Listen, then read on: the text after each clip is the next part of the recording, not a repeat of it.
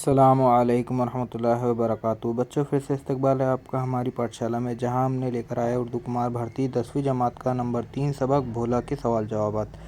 کچھ بچوں کے کمنٹ آ رہے تھے کہ سر آپ بہت زیادہ لمبے سوالات کے جوابات لکھ رہے ہیں، اس لیے ہم نے اس ویڈیو میں بہت حد تک کوشش کرے کہ جوابات جو ہے تو چھوٹے ہوں، اور اس سبق میں ہم صرف سوالات پڑھیں گے اور جوابات اس کے نیچے لکھے ہوئے رہیں گے۔ آپ بچوں کو کرنا یہ ہوگا کہ جوابات کو ویڈیو کو پاؤز کرنا ہوگا اور دیکھ کر لکھ لینا ہوگا۔ چلیے شروع کرتے ہیں سوالات۔ سوال نمبر 1 دیکھیں گے ہم۔ سبق کا بغور مطالعہ کیجیے اور دی ہوئی سرگرمیاں مکمل کیجیے۔ اس میں 1 نمبر کا سوال ہے، بابا کو گھر پر کسی کی آمد کا پتہ چل جانے کی وجہ لکھیے، تو اس کا جواب نیچے لکھا گیا ہے۔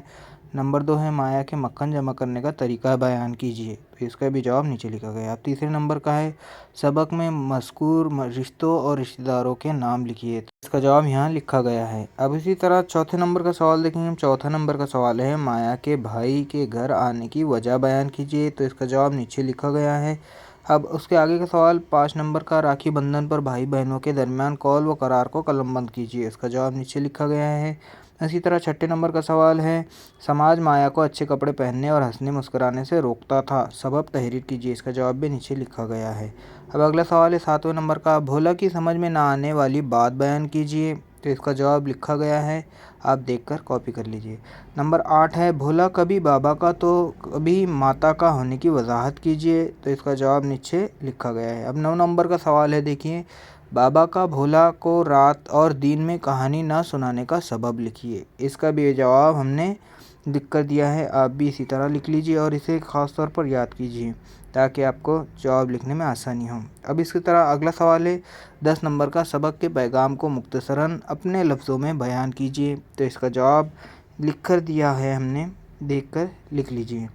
اب اسی طرح کا اگلا سوال آنے والا ہے۔ اگلے نمبر کا سوال ہے، ایک خاکہ دیا گیا ہے، سبق کے حوالے سے ذیل کا شفقی خاکہ مکمل کیجیے، تو یہ سوال ہے یہاں پر، ماموں کی آمد پر بھولا کی توقعات، تو اس کے جوابات نیچے لکھے گئے ہیں۔ اب اگلا سوال دیکھیں گے، آپ اپنے ماموں یا کسی رشتہ دار کی آمد سے جو توقعات لگاتے ہیں ان کا ویب خاکہ کے مدد سے اظہار کیجیے۔ اسی طرح اگلا سوال ہے، ذیل کا شفقی خاکہ مکمل کیجیے، تو اس رشتہ دار کی آمد پر آپ کے توقعات، اس کے جوابات دیے گئے، لکھ لیجیے۔ اس کے بعد ہے، بھولا واقعی بھولا تھا، مختصراً اپنی استحسانی رائے دیجیے، تو اس کا جواب ہم نے اس طرح لکھا ہے، آپ دیکھ کر لکھ لیجیے۔ اب اگلا سوال ہے، اگلا سوال آنے والا اس سے دیکھیں گے ہم۔ اگلا سوال ہے، سبق سے کم از کم 8 محاورے تلاش کر کے لکھیے اور انہیں اپنے جملوں میں استعمال کیجیے۔ آپ بھی ڈھونڈ کر کتاب میں سے لکھ سکتے ہیں، لیکن ہم نے اس کا لکھ کر دے دیا ہے، آپ بھی ڈھونڈ کر لکھ سکتے ہیں۔ اب اسی طرح اگلا سوال دیکھیں گے ہم۔ اگلا سوال ہے، جملے کی درج ذیل اقسام سبق سے تلاش کر کے لکھیے، یعنی کہ کون سا جملہ ہے یہ وہ لکھ کر دینا ہے، ہم نے جیسا اس کا جواب لکھا ہے آپ بھی لکھ لیجیے۔ اب اسی طرح ہے اگلا سوال ہے، سبق سے مفرد، مرکب اور مخلوط جملوں کی دو مثالیں لکھیے، ہم نے لکھ کر دیا ہے، آپ بھی لکھ لیجیے۔